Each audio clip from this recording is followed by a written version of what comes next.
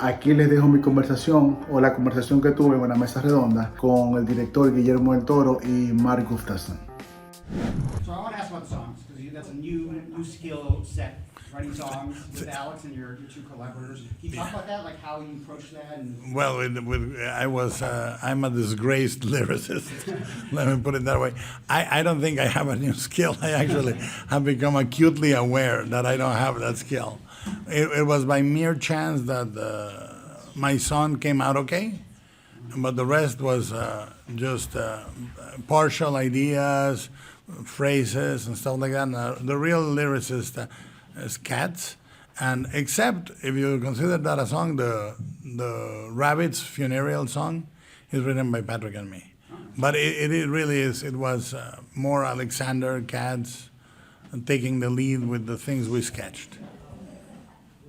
Can you talk about how you prioritized Pinocchio with some of the other projects you were working on simultaneously? We could do it concurrently because we started with just a few units, very slow, then the pandemic hit us. Yeah, and then we eventually went up to about 60 units. Yeah. Okay. Somewhere about 2/3 of the way through, and then you start ramping down again at the end. And no matter what, because of the pandemic, for many, many weeks, we could only instruct animators through Zoom. Yeah. So, you can only instruct for so long. Yes. So you start your day or finish your day with that. Wow.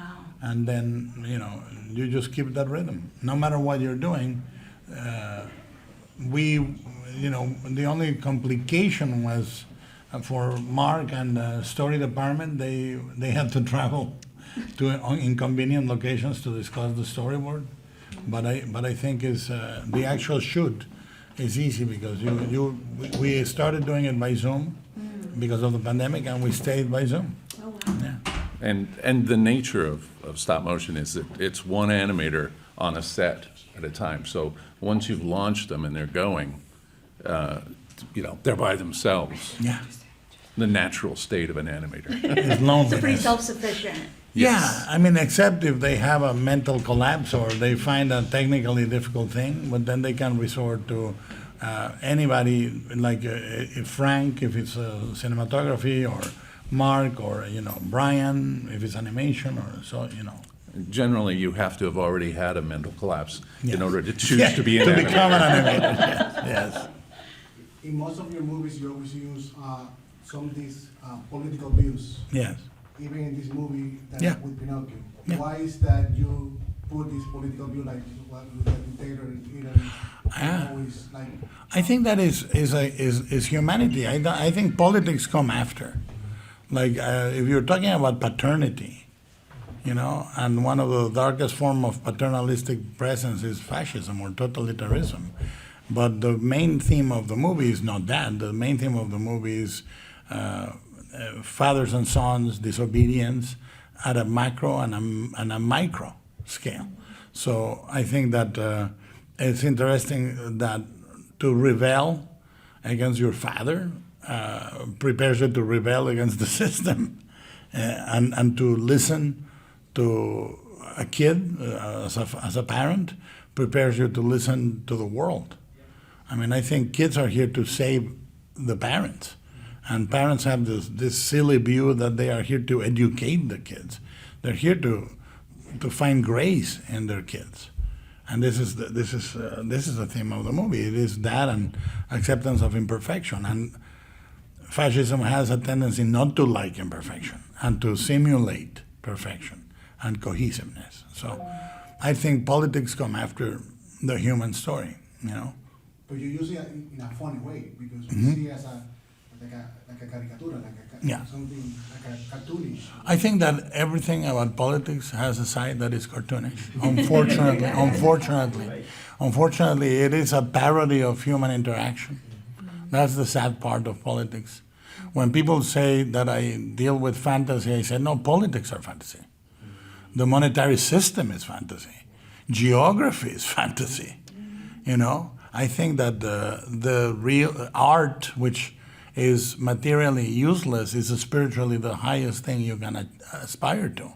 So, I think that, And fart jokes. and fun jokes, and a dancing poop. Yes.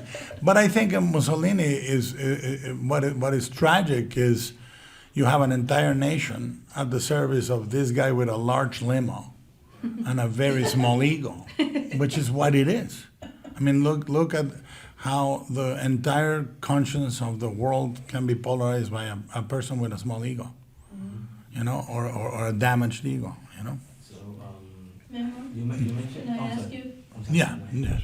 It's a personal question. Yes, please. I cried enough. Do you dream? And if you dream, what do you dream? Very boring, exceedingly boring. I never ever have interesting dreams, ever. Like I've had 3 in my lifetime, and 2 of them were in childhood. I always dream that I swim in water and I can breathe underwater. People dream they can fly. I dream I can swim. So that's the only semi-interesting one. Do you ever dream of new ideas for movies? No, what I dream of is the day when I'm shooting live action. I dream of the day. And on Pinocchio, sometimes I would dream of a sequence that I thought was in trouble, and we would readdress it. But normally, I have the most pedestrian dreams in the world. Do you problem solve in your dreams? The shooting, sorry? What does a bad day of shooting stop motion look like? No, like we had a sequence that we reboarded, largely the escape of the dogfish. I dreamt that I spent 5 years working on an animated film. That is a nightmare. Gonna wake up. My question is, you mentioned at the press conference that you spent 1,000 days working on this Yeah. film. So, 1,000 days shooting. Shooting. Shooting, exactly. So would you go through it again? And if so, which other classic children's story would you like to try? I would go through it again. I mean, this was the best experience of my life in terms of work. And it was so much fun. It was so rewarding. And, I don't know what the next story is. And it doesn't have to be necessarily a children's story. Hellboy 3. Hellboy 3. No, I think that you do what you need to do. I mean, there is no easy shoot. There is no easy shoot. And if it's intimate, it's the tone. If it's large, it's the scale. I mean, I would say technically Pacific Rim was incredibly complicated, but it was easy in other ways. And Nightmare Alley was technically not as complicated, but incredibly difficult tonally. So I think we had a blast. It was a lot of work, but we had a blast, and love and respect. Yeah. I have a couple questions about fathers and sons. The first is with Geppetto and Pinocchio. What didn't he learn first with his first son that he had to grow to learn with Pinocchio? And the dynamic between Ron Perlman's character and his son and Geppetto and Pinocchio, how you crafted that, and how 10 years or so of building these characters, where the metamorphosis came from. Well, there were the ideas that were basic were the same, but there were 2 sets of screenplays. And I think that the character of the enemy that becomes a friend is something I like to be recurrent, because I think it's a possibility in life. But it's in Devil's Backbone, it's on Hellboy, it's in here and there, And the idea was Pinocchio makes all the sons or kids in the movie rebel against their fathers. Spazzatura rebels against Volpe. Candlewick finally can tell his father what he thinks.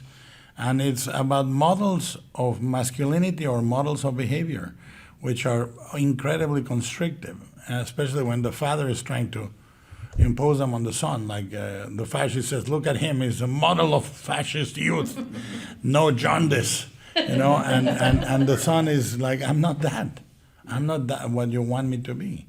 The thing that you learn when your kids review you in the teenage years is that they're not an accessory to you. They are not there to make you look good or make you look bad. They're there to exist and give you the chance of salvation. So that's in the movie, and it's not a decision about character; it's an evolution of character. And and because in many ways it's the story of Geppetto. When you meet Carlo, you're seeing him through this romanticized eyes of, it's what he remembers his son to be like. And so he's perfect. And he wants perfection, and that's what he wants from Pinocchio, and that's why he's so angry and disappointed with Pinocchio, because he doesn't match up to this romanticized version of his lost son. Imagine the one of the precepts that I discussed with Patrick McHale. I said, what if a man prays for a miracle, and when it comes, he doesn't recognize it? It's like, because he's blind. And that's where the cricket says, are you so blind? I said, I'm a bug, sir, but I can teach you a thing or two about being a man. Speaking of the sorry, and then you. Yeah. speaking of the cricket, I know we were saying off before we started recording, but thank you for not killing him off, because there were so many funny scenes that I was laughing, especially at his pain. Yes. But So do I. I have a question about the writing process.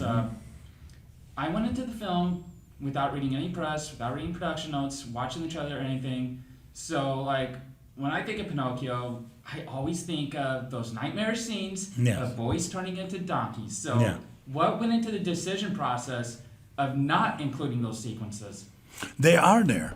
The function of those sequences is to seduce the kids into something that looks fun and then turn it into something horrible. And the re-education youth camp is essentially that. It starts with paint and grenades, and they're enjoying it and doing sports, and there are funny songs playing in the loudspeakers. And then they, instead of turning into donkeys, they get gas masks put on, and they go to war. And the turning moment is when you go from playing and planting a flag to him putting the real gun and saying, shoot the puppet. So the function in dramaturgy is exactly the same as Pleasure Island. And the decision was, if we, when Mark and I were talking about that sequence, which is, by the way, the sequence that Pat McHale and I rewrote the most, the whole re-education camp. But like Pat McHale said to me, we were having one of our little arguments, and he said, but I don't think Pinocchio really understands why he's there. And I said, well, then let Pinocchio say that. And that started that conversation at night between the two kids. But the function is dramaturgically identical to Pleasure Island. The difference is Pleasure Island is a moral warning that is pro-structure and against bad behavior. And this is actually against the structure and pro-making your own decisions and saying, I can say no, Father, can you? So it leads to the exact opposite function, but by the same devices. I mean, I really appreciated not having to see scenes of someone turning into a donkey. Yeah, it was the scariest thing I've ever saw. Jennifer. There's so much, I mean, the film is so inventive, technically, and there's such a profound quality to the story. I've heard so much conversation thus far about technology. Yeah. And I wonder whether you are concerned at all that the impact of the story will not be discussed as much as the technological. I don't think so. You? No, I don't think so. Everything we did was in service of the story, and we didn't actually push the technology to its limits. We went back. Yeah, we consciously chose to not to do certain things because we wanted you to feel the hands of the artists that were involved in it. All right. I feel Julie pacing.